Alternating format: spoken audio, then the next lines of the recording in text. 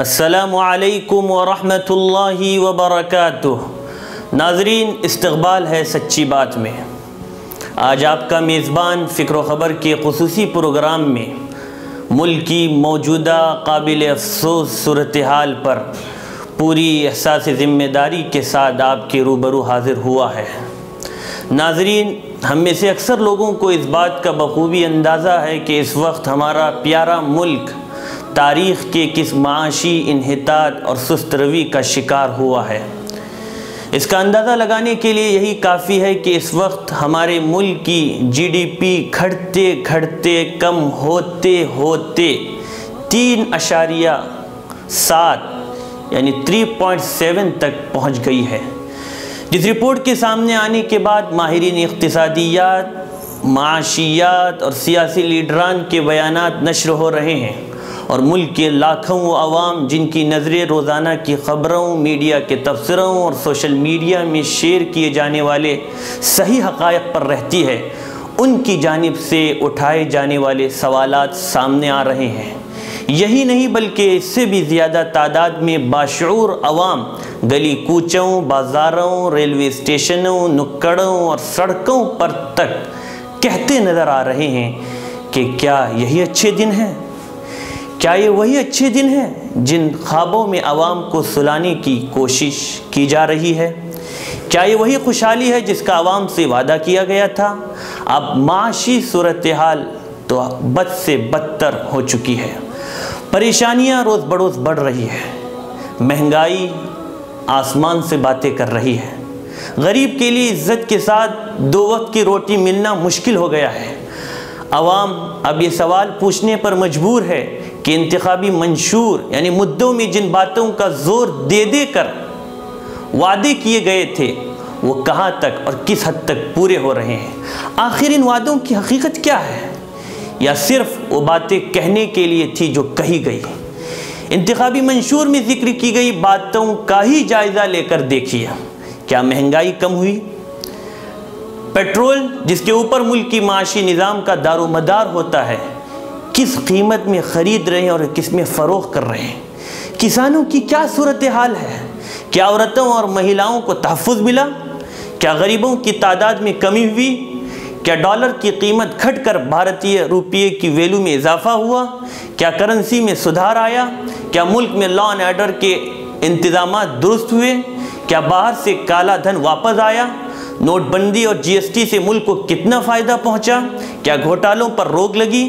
کیا گاؤں ترقی کرنے لگے؟ کیا تعلیم پر خصوصی توجہ دی جانے لگی؟ ذات پات کے چنگل سے کیا عوام کو آزادی ملی؟ کیا ظلم کا بازار بند ہوا؟ کیا اقلیتوں، دلتوں، شیڈول کاسٹ اور شیڈول ٹرائب کو ان کے حقوق دیے گئے؟ یہ اور اس طرح کے دسیوں ایسے سوالات ہیں جن کے جوابات کے لیے عوام منتظر ہے۔ جس طرح کامیابیوں پر اپنی پیٹھ تھپتھپائی جاتی ہے، اسی طرح غلطیوں کا اعتراف اور اس سے سبق حاصل کرنا بھی بہادری ہے۔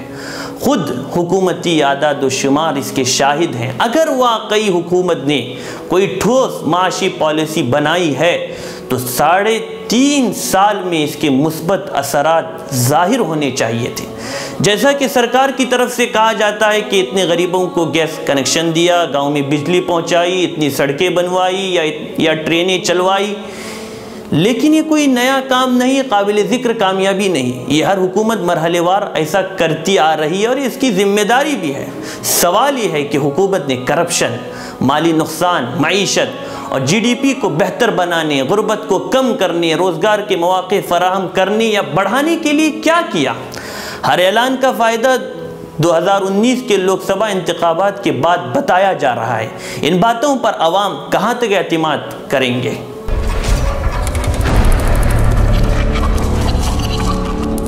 جس دور پہ نازاں تھی دنیا، اب ہم وہ زمانہ بھول گئے۔ دنیا کی کہانی یاد رہی اور اپنا فسانہ بھول گئے۔ دنیا کی کہانی یاد رہی اور اپنا فسانہ بھول گئے. منہ دیکھ لیا آئینے میں پر داغ نہ دیکھے سینے میں. منہ دیکھ لیا آئینے میں پر داغ نہ دیکھے سینے میں. دل ایسا لگایا جینے میں مرنے کو مسلمان بھول گئے. دنیا کی کہانی یاد رہی اور اپنا فسانہ بھول گئے. اغیار کا جادو چل بھی چکا ہم ایک تماشا بن بھی گئے. اغیار کا جادو چل بھی چکا ہم ایک تماشا بن بھی گئے. دنیا کا جگانا یاد رہا خود ہوش میں آنا بھول گئے. دنیا کی کہانی یاد رہی اور اپنا فسانہ بھول گئے.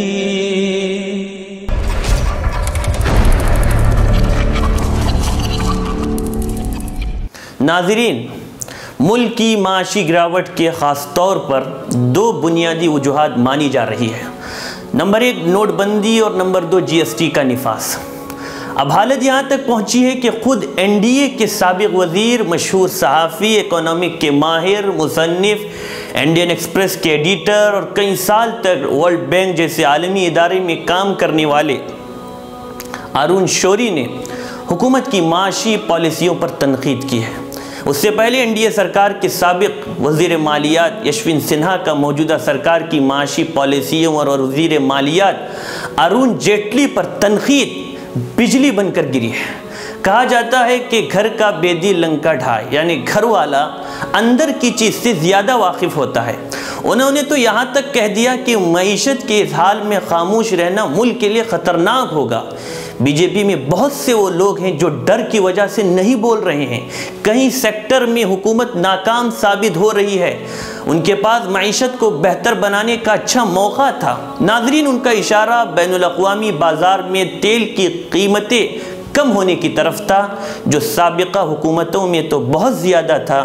لیکن جولائی 2014 میں پیٹرول کی قیمتوں میں کمی ہوئی اور مئی میں موجودہ سرکار اقتدار میں آئی، یعنی ایک مہینے کے اندر تیل کی قیمت میں کافی کمی ہوئی. اس اعتبار سے ارون جیٹلی ملک کے خوش نصیب وزیر مالیات تھے، لیکن انہوں نے اس سنہرے موقع سے کتنا فائدہ اٹھایا. اس وقت صرف پیٹرول کو دیکھا جائے تو ہمارے ملک میں پیٹرول کی قیمت تقریباً 70 روپے ہے، جبکہ ہمارے پڑوسی ملک سری لنکا میں 53 روپے 47 پیسے لیٹر ہے. نیپال میں 61 روپے 24 پیسے لیٹر مل رہا ہے اور دوسرے پڑوسی ملکوں میں بھی یہی حال ہے. اس کے علاوہ دنیا کے دوسرے ممالک میں سابقہ قیمتوں کے مقابلے 50% کم پیٹرول کی قیمت ہے. لیکن سوال یہی ہے کہ ہمارے ملک میں کمی کیوں نہیں آ رہی ہے؟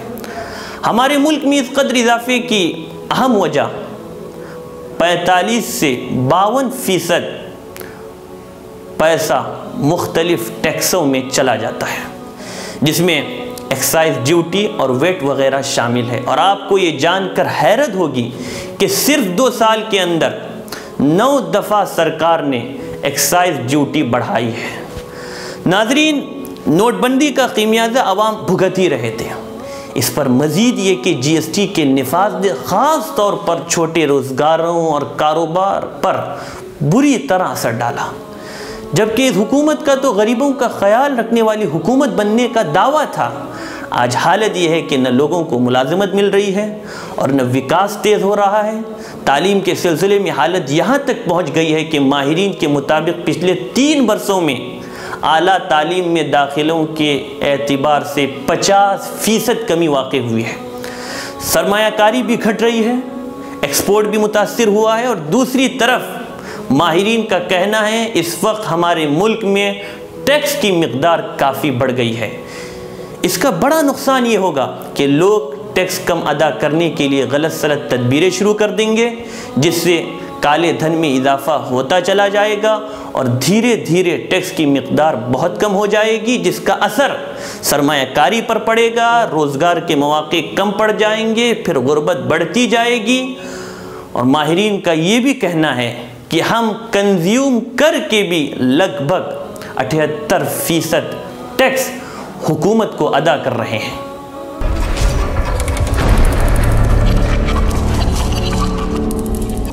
ناظرین، معاشی صورتحال کی گراوٹ کے اعتراف کو واضح کرنے کے لیے اتنی بات کافی ہے کہ آخر مجبور ہو کر حکومت کو معاشی گراوٹ کے سلسلے میں تسلی دینی پڑی اور کئی چیزوں سے جی ایس ٹی کو ہٹانا پڑا۔ ہر اچھی چیز کا کریڈٹ اپنے حصے میں لینے کا حال یہ ہے کہ نوٹ بندی کے اعلان کے لیے خود وزیر اعظم صاحب نے پورے ملک کے عوام کے سامنے اس کا اعلان کیا، لیکن جب نوٹ بندی میں ناکامی سامنے آئی تو بالکل خاموشی اختیار کی۔ پھر جب جی ایس ٹی کی بات آئی تو وزیر مالیات کو آگے بڑھایا، لیکن جی ایس ٹی کونسل کے بعد اس کا سہرا خود لینے کے لیے آگے آئے۔ اب تک اپنی ناکامی پر پردہ ڈالنے کے لیے اپنی ناکامی کے خلاف بولنے والے اپوزیشن کو سیاست کہہ کر نظر انداز کر دیتی تھی، مگر اب جب اپنے آئینہ دکھانے لگے تو جواب دینا اور حالات کو قابو میں کرنا مشکل ہو رہا ہے، اور لوگوں کی آنکھیں کھل گئی ہے، اس لیے کہ جن غریبوں اور کسانوں کو سبز باغ دکھایا گیا تھا ان کی ایک تعداد خودکشی کرنے پر مجبور ہے۔ لیکن ان سب کے ساتھ سب سے افسوس کردار میڈیا کا بھی نظر آ رہا ہے کہ جس میں ملک کے اصل ایجنڈے کو نظر انداز کر کے ٹی وی چینلوں نے ہندو مسلم کی رٹ لگا رکھی ہے، جس کا سوائے ملک کو نقصان کے کچھ فائدہ پہنچنے والا نہیں۔ اس کا اصل مقصد ہی یہی ہے کہ عوام کی نگاہ کو اصل مسئلے سے، اصل مدے سے ہٹا کر نفرت کے بازار کو گرم کر کے اسی میں جھلسا دیا جائے۔ ناظرین، یہ چند جھلکیاں تھیں جو اخبارات و ذرائع ابلاغ اور میڈیا میں نشر ہوئے بیانات کی روشنی میں پیش کی گئی۔ ناظرین، اس مختصر جائزے کے ساتھ فیصلہ اب ہی کو کرنا ہے، لیکن حکومت اب بھی اگر کچھ کرنے کا عزم کر لے اور اپنی اسی پیریڈ میں اپنی کوتاہیوں کا تدارک کرنا چاہے تو کر سکتی ہے۔ اس کے لیے سب سے پہلے سب کا ساتھ، سب کا وکاس کا نعرہ عمل سے بھی ثابت کرنا ہوگا۔ ہندو، مسلم، سکھ، عیسائی اور تمام مذاہب والوں کو ملک کی ترقی کے لیے مل جل کر کام کرنا ہوگا۔ ہم اپنے ملک اور اس کے حکمرانوں سے بالکل نا امید نہیں ہیں۔ ہمارے ملک کا جمہوری نظام بہت مستحکم ہے، ہماری عدالت اصول پسند ہے، ہمیں اپنے ملک پر، ہندوستان پر بجا فخر ہے۔ اس لیے ہمارا بھی فرض ہے کہ ہم سب مل جل کر ایک معزز شہری بن کر کام کریں۔ مذہب نہیں سکھاتا آپس میں بیر رکھنے کا خوبصورت پیغام ایک ایک فرد تک پہنچائے، ملک کے قوانین کا احترام کرتے ہوئے ملک کی تعمیر و ترقی میں ہر ممکنہ تعاون کرے، تاکہ دنیا کے سامنے ہمارے ملک کا نام اور زیادہ روشن ہو اور ہم امن و امان اور چین و سکون کی زندگی گزار سکیں۔